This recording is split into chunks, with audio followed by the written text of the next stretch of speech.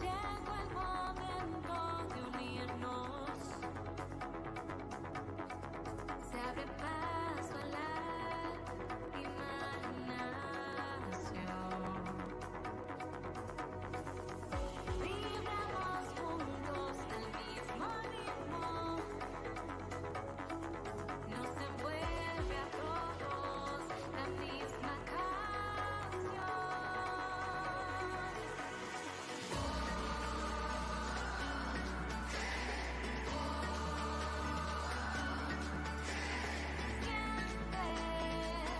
Siente el futuro.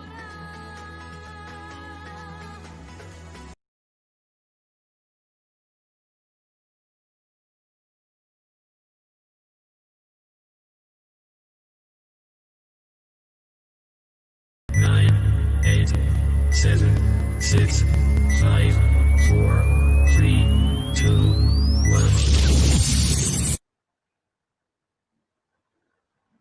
1. Bueno, campuseros y campuseras, seguimos aquí en nuestro segundo día de Campus Party en el escenario Living Better y ya vamos llegando al final de nuestra gran parrilla de programación. De últimas, pero no menos importante, tenemos una conferencia súper interesante. Nos acompaña Sergio Marín. Él es ingeniero electrónico con más de 14 años de experiencia en emprendimiento de base tecnológica, experiencia en docencia e investigación, específicamente en temas relacionados con sistemas electrónicos embebidos. Sergio es cofundador de dos empresas de base tecnológica enfocadas al tema de Internet de las Cosas. Una de ellas se llama Netux y la otra se llama Ubidots. Durante los últimos 10 años, Sergio ha estado construyendo la tecnología que él considera va a revolucionar el futuro de la salud en Latinoamérica utilizando precisamente el Internet de las Cosas. Actualmente es el director de Netux, que es una startup tecnológica en el sector de la salud. Sergio, bienvenido, gracias por aceptar la invitación de Campus Party y qué mejor manera de cerrar este día lleno de programación académica con este interesante tema, así que adelante. Muchas gracias, Giovanna, por la invitación y por la presentación. Muchas gracias pues, a todos por estar presente en este espacio. Efectivamente, como mencionabas, la idea es que yo les pueda compartir en estos minutos un poquito de lo que he venido trabajando en los últimos años en la compañía en la que trabajo, que se llama Netux. Ahora les voy a contar un poquito de Netux y básicamente de cómo a través del Internet de las Cosas y de las tecnologías relacionadas, de lo que denominamos la industria 4.0, se pueden tener unas aplicaciones muy interesantes en el sector salud que están, digamos que, revolucionando la forma como podemos atender algunas patologías en América Latina y en los países en vía de desarrollo. Así que bueno, comencemos. Les cuento un poquito. De nuevo, mi nombre es Sergio Marín. Yo soy ingeniero electrónico, vivo en Medellín, Colombia, y he trabajado durante los últimos casi 14, 15 años en el mundo de la ingeniería electrónica y las comunicaciones inalámbricas dentro del concepto de lo que se denomina Internet de las Cosas. Básicamente, en el mundo del Internet de las Cosas, nosotros empezamos a entender ese concepto desde la interconexión de objetos a nuestro alrededor y el monitoreo en tiempo real de variables que hay en nuestro entorno. Yo durante los últimos años me he dedicado al tema de investigación y desarrollo de una compañía de tecnología en función de estas tecnologías. Así que básicamente lo que quiero mostrarles hoy es algunos de los resultados que hemos obtenido dentro de la compañía y el futuro de lo que creemos que es el futuro de la tecnología en salud. Listo. Para comenzar un poquito pues de la compañía que represento, Netux, como les comentaba al principio, es una compañía de tecnología de Medellín. Llevamos 14 años en el mercado desarrollando soluciones de IoT en muchas aplicaciones, pero durante los últimos años particularmente nos hemos enfocado mucho en un concepto que es Internet de las Cosas médicas, Internet de las Cosas aplicado en salud. Para las personas que están viendo quizás esta charla la mayoría muy probablemente tengan muy claro el concepto de Internet de las Cosas y de estas tecnologías de la industria 4.0, seguramente si están en Campus Party lo dominan muy bien, pero quizás algunas personas no lo tengan tan claro, así que voy a hacer como un par de contextualizaciones sobre este concepto. Hoy en día la compañía en la que trabajo, Netux, básicamente lo que hace es desarrollar soluciones utilizando inteligencia artificial y utilizando Internet de las Cosas para hacer mucho más eficiente la operación de las instituciones de salud. Entonces, ¿qué es eso de IoT? Vamos a primero a entender un poquito ese concepto para poder entrar en él, ver sus aplicaciones, sus bondades y cómo en conjunto con otras tecnologías de la industria 4.0 están revolucionando la atención en salud en el mundo en general, pero esto tendrá un impacto y está teniendo un impacto especial en los países latinoamericanos y vamos a ver por qué. Entonces, bueno, para comenzar un poquito y poner el contexto de lo que vamos a entender como Internet de las Cosas, muy probablemente ustedes hoy en día encuentran ya a su alrededor equipos, dispositivos u objetos de uso cotidiano, como un cepillo de dientes, que empieza a recopilar datos de nuestra forma de cepillarnos, el uso diario del cepillo de dientes, si quizás no estemos siendo juiciosos con la cepillada, o incluso, yendo más allá, ya empiezan a haber dispositivos de este estilo que miden información a la hora de cuando tú te estás cepillando, empiezan a medir información de tu boca y pueden identificar si tienes o no tienes una caries y entregar esa información al odontólogo de cabecera. Este tipo de aplicaciones, como las aplicaciones en las que empezamos a darnos cuenta que hay soluciones que permiten monitorear o medir en tiempo real información de nuestro entorno vital, como las variables de signos vitales de un paciente, de una persona normal, como la presión, el ritmo cardíaco, variables médicas en general, es lo que vamos a empezar a entender como Internet de las Cosas. El Internet de las Cosas lleva muchos años desarrollándose y hoy en día ya está penetrando nuestra esfera cotidiana de una manera muy natural, con lo que llamamos la ubicuidad, y es que empezamos a ver que tenemos a nuestro alrededor muchos dispositivos que hoy están conectados y en el futuro cada vez van a ser más el número de dispositivos conectados que nos entregan información de nuestra cotidianidad. Ese es el elemento central de lo que vamos a entender como IoT y que realmente está cambiando la forma como vivimos en el mundo. Cuando uno entiende ese concepto, se da cuenta que hay un elemento que siempre tiene que estar ahí para poder censar lo que hay a nuestro alrededor y son los dispositivos electrónicos. La electrónica en general, que ha venido bajando de tamaño y reduciendo mucho en costos, permite que pueda ser, digamos, involucrada o puesta en diferentes tipos de dispositivos de nuestro entorno y llevar información a la nube. Ese concepto está permitiendo que hoy en día tengamos data de muchas cosas que están pasando a nuestro alrededor. Cuando mezclamos el mundo de los dispositivos electrónicos y lo ponemos en objetos cotidianos, empezamos a obtener información del mundo real. ¿Qué tipo de aplicaciones permiten el IoT? Por ejemplo, una en salud, para que pongamos contexto ya a empezar a hablar un poquitico de salud. A este chico, a Matías, le están aplicando una vacuna. Imagínense que es en un marco de lo que está pasando en la pandemia mundial, esa vacuna, que es para el coronavirus o para algún otro virus,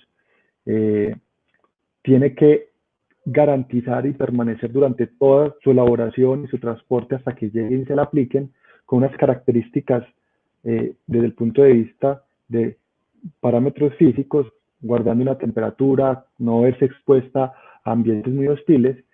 Y lo que garantizamos hoy en día con el IoT es la seguridad de que a Matías le están aplicando una vacuna que no lo va a matar, que le va a ayudar a resolver su problema de salud. Esto es lo que hacemos en la compañía en la que yo trabajo.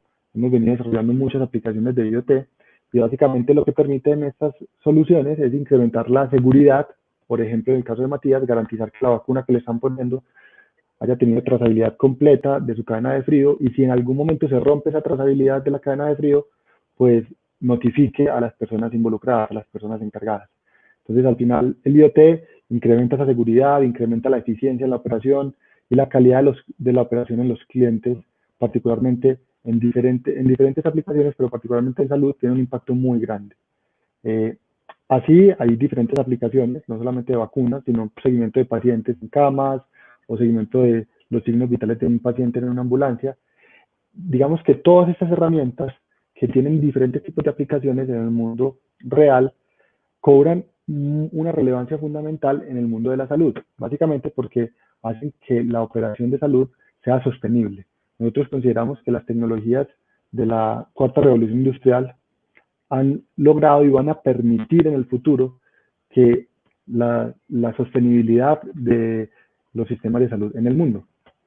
Y este crecimiento sigue con una tendencia exponencial. Más o menos en el año 2008-2009 hubo un punto de inflexión en el que el número de dispositivos conectados a la nube superó el número de personas conectadas a Internet y ha tenido una explosión gigante.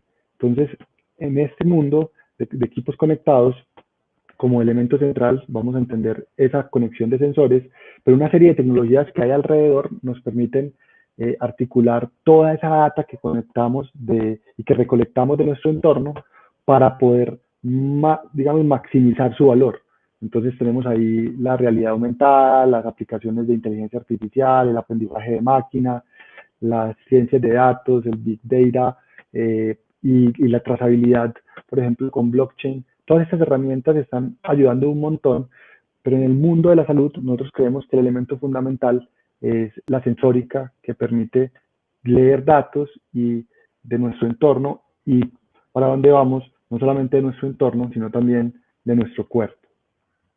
Hay una serie de tecnologías que hoy en día habilitan la medición y la transmisión de esa información. Cuando uno piensa en el mundo del Internet de las cosas, tiene que pensar siempre en tres grandes momentos. Un momento que es el mundo de los sensores, de los dispositivos electrónicos, del hardware, que es capaz de adquirir la información. Otro gran momento, muy enfocado a las comunicaciones inalámbricas, que permiten que esa información se pueda llevar a la nube. Y por otro lado, el momento de capturar esa data en la nube, procesarla, hacerle analítica, hacer modelos, entrenar algoritmos. Entonces, hoy en día hay una serie de tecnologías habilitadoras que se han desarrollado en los últimos tiempos, fundamentalmente de comunicaciones inalámbricas. Yo traje aquí pues como un ejemplo de diferentes tipos de tecnologías que están permitiendo la comunicación alrededor del mundo de objetos cotidianos y de variables de nuestro entorno, particularmente lo que se conoce muy en el medio y que en ambientes domésticos y de hogar es que usamos mucho comunicación Wi-Fi. Pues seguramente ustedes me están viendo a través de Internet usando protocolo de comunicación Wi-Fi y muy probablemente la mayoría de las personas que estén viendo esta charla tengan elementos o sensores, lo que llaman wearables, dispositivos usables conectados y que miden variables físicas de su cuerpo, comunicando y llevando esa información al celular a través de Bluetooth. Esos dos protocolos de comunicación son los protocolos de comunicación fundamentales que han empezado a interactuar en nuestra cotidianidad y en nuestro día a día y están llevando la información, nos están permitiendo llevar la información a la nube. Sin embargo, hay otra serie de tecnologías que están, digamos, habilitando este tipo de soluciones. Una de ellas que está teniendo pues apenas su implementación en el mundo y hay alrededor de ella todavía mucho desconocimiento y se generan pues a veces muchos fake news, es 5G, como estaban viendo pues en la charla anterior. 5G realmente va a ser una tecnología que va a habilitar y va a detonar y va a ser el elemento fundamental del crecimiento exponencial de las soluciones tecnológicas en salud, porque nos va a permitir tener un ancho de banda importante y aparte de eso, transmitir dispositivos, pues les va a permitir transmitir información a dispositivos que tienen un consumo energético muy bajo y que quizás podamos tener en nuestros cuerpos o en diferentes partes de nuestro entorno. Entonces, al final, todos estos sensores se tienen que llevar a la nube y hay plataformas como Ubidots, que es una plataforma colombiana y es, digamos, una de las plataformas más usadas a nivel mundial para recolectar datos de sensores que están habilitando hoy las soluciones de salud. Entonces, ¿qué es lo que está pasando?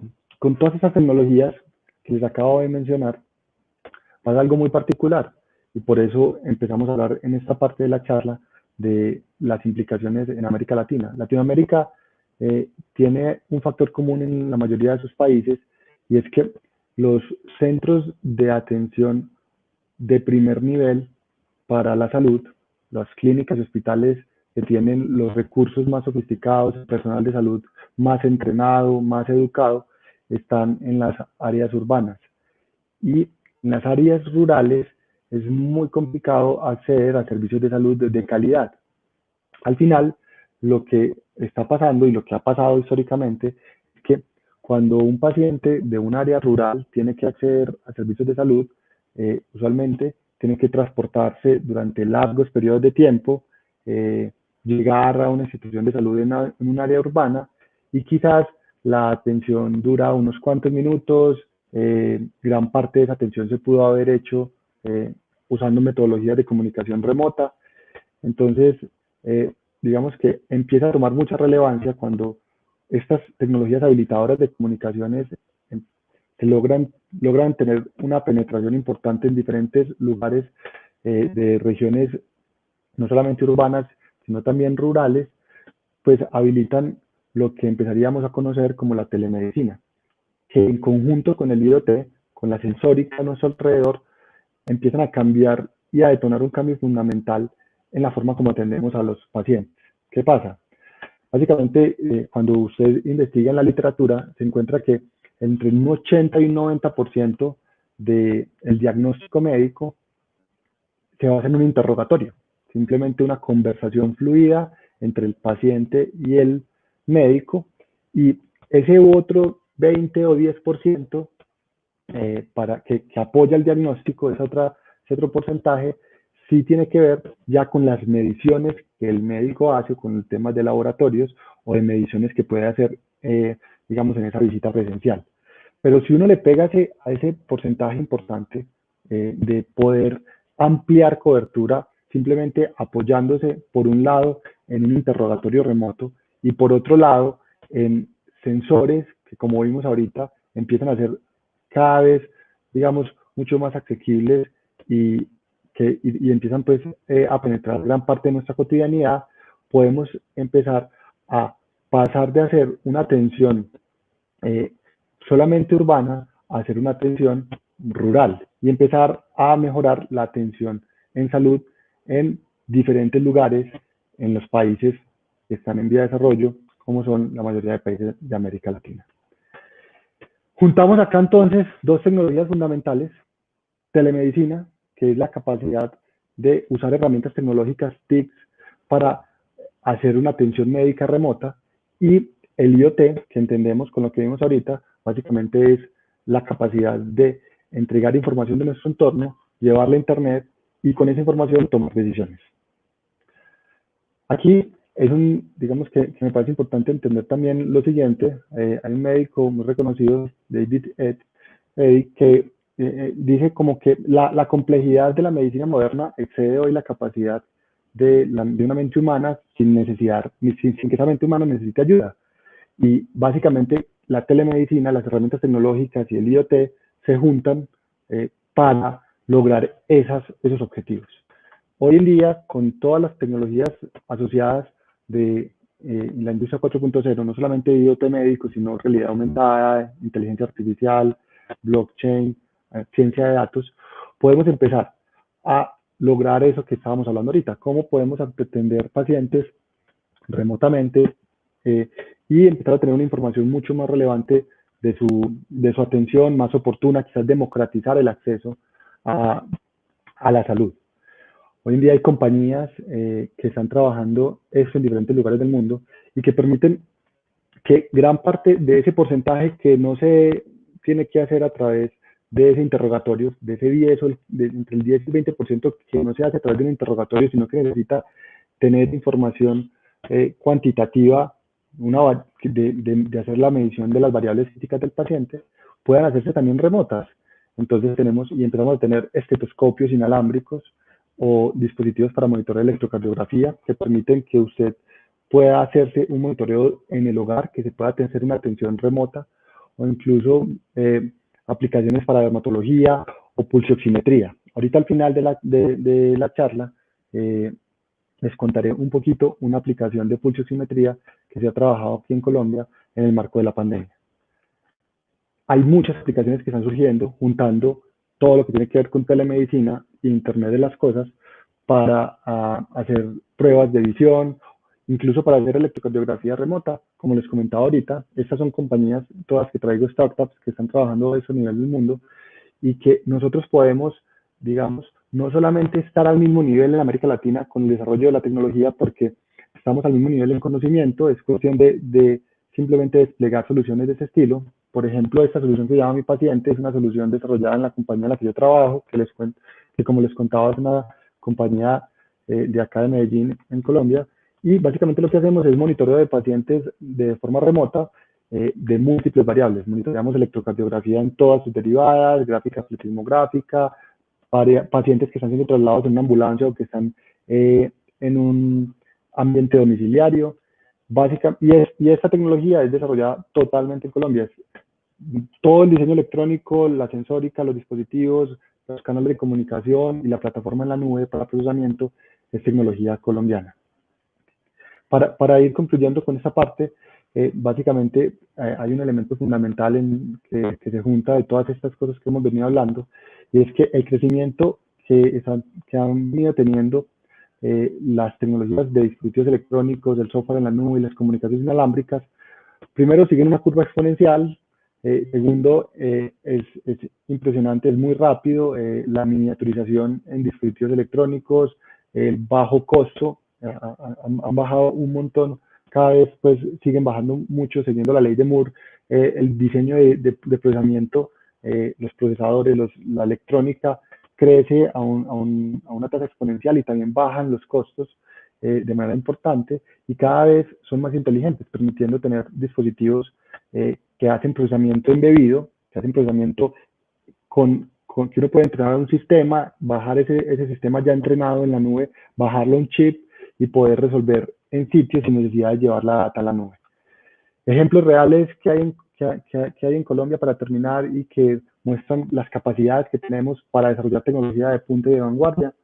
Básicamente, nosotros en Colombia y particularmente en Medellín con la compañía en la que yo trabajo, con Netux, desarrollamos una solución que permitió conectar toda la ciudad de Medellín desde el punto de vista de gobierno, toda la información de las IPS en tiempo real. Hoy en día, en el marco de la pandemia, todas las IPS, todas las instituciones que atienden pacientes, están conectadas de manera centralizada en tiempo real con los recursos disponibles que les permite hoy, digamos, al alcalde y a las personas que gobiernan la ciudad tomar decisiones de manera oportuna gracias al monitoreo en tiempo real, no solamente de los pacientes que llegan a una IPS, sino también de su proceso de traslado. Cuando un paciente está siendo trasladado, nosotros monitoreamos todas las variables físicas de ese paciente y ahorita no solamente se tiene monitoreo de paciente y de las instituciones y de los recursos de ciudad en las IPS y en el proceso de traslado,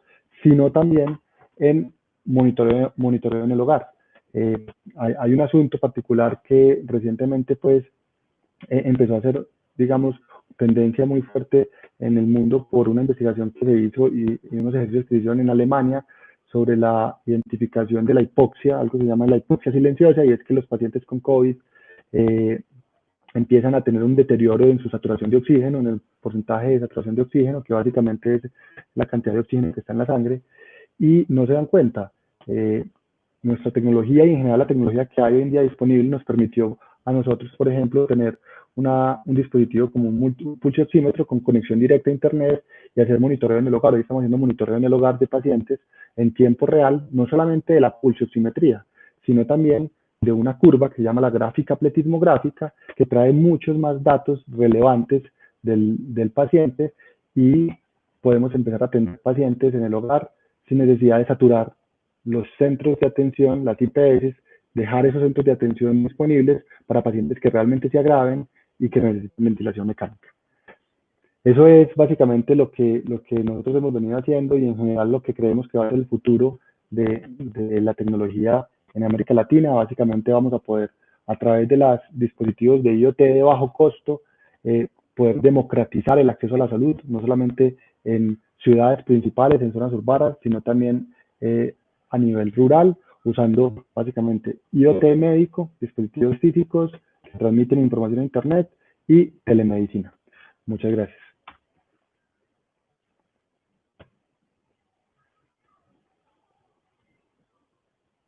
Hola. Sí, Sergio, pues realmente es un tema muy interesante y tú hablas del futuro, pero como todos sabemos, la coyuntura actual ha acelerado de cierta medida muchos procesos que implican poder desarrollar tecnologías remotas. Aquí tenemos varias preguntas muy interesantes.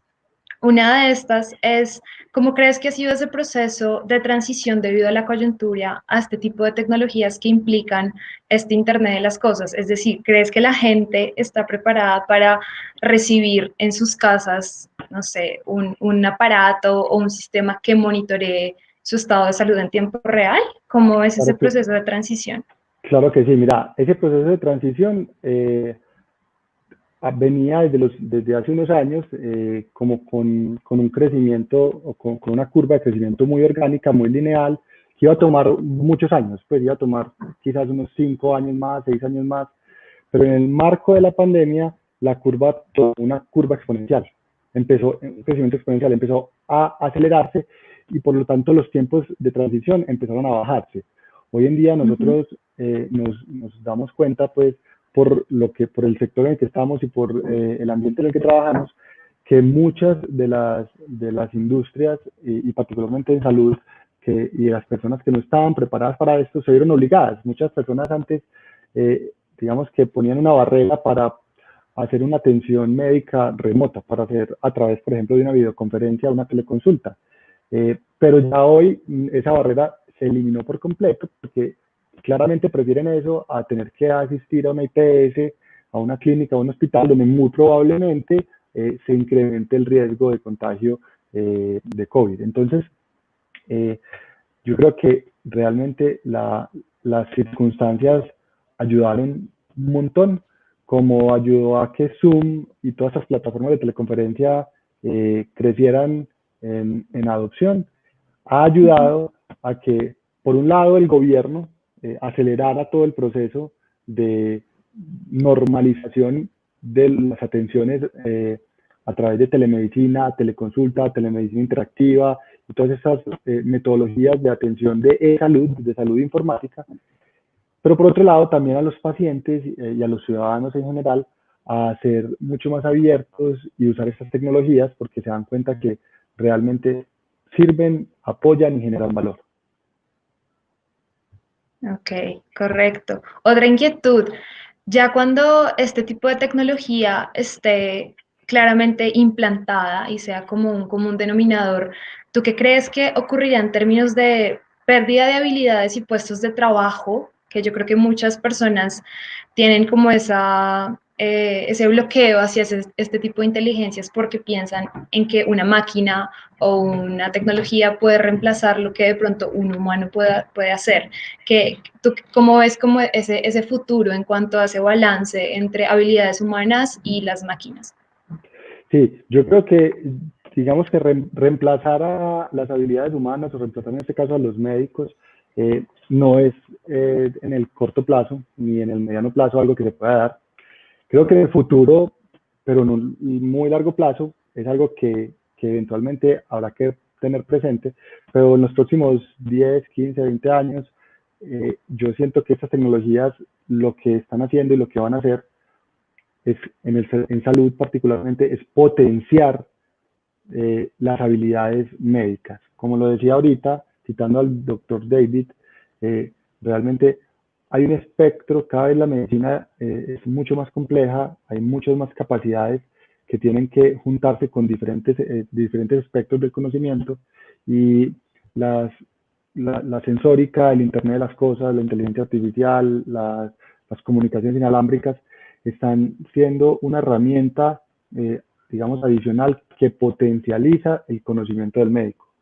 definitivamente cambiar una atención, es muy difícil reemplazar, digamos, la empatía, la capacidad que tiene un médico para conversar con el paciente, para en ese cuestionamiento identificar muchas variables que se tienen que correlacionar entre sí.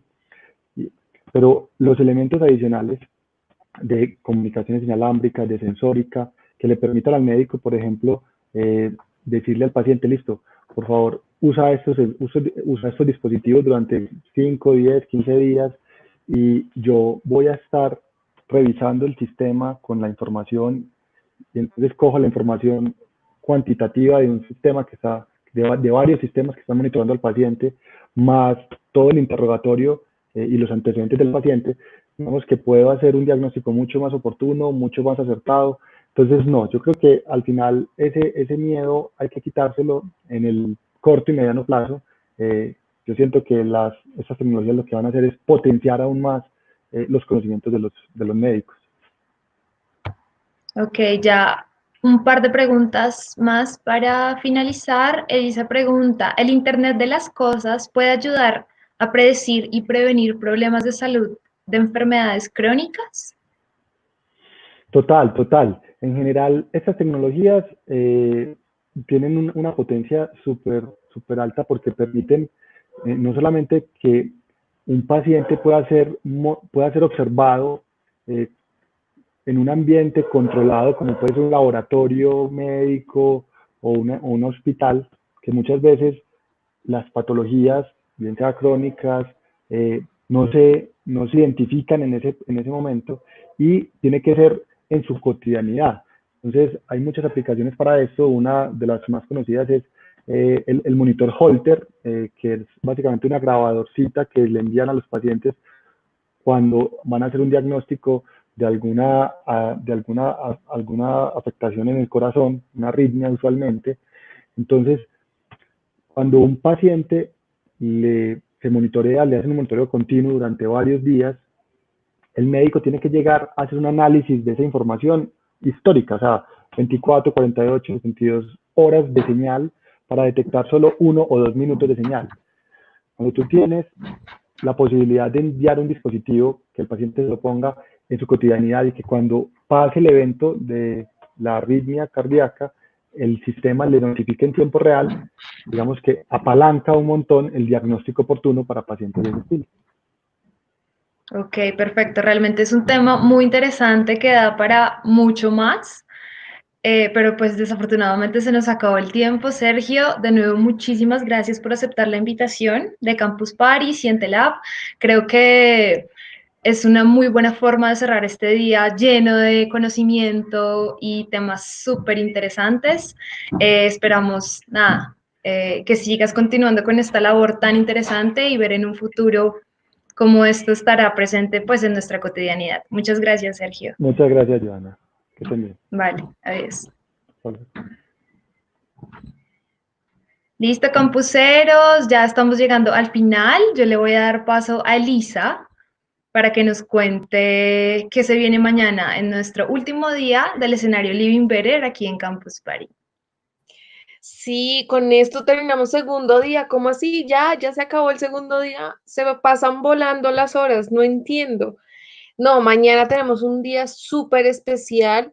Comenzamos con una conferencia a las 10:30 de la mañana con una chica maravillosa que se llama Paola Tello, que les va a hacer una pregunta.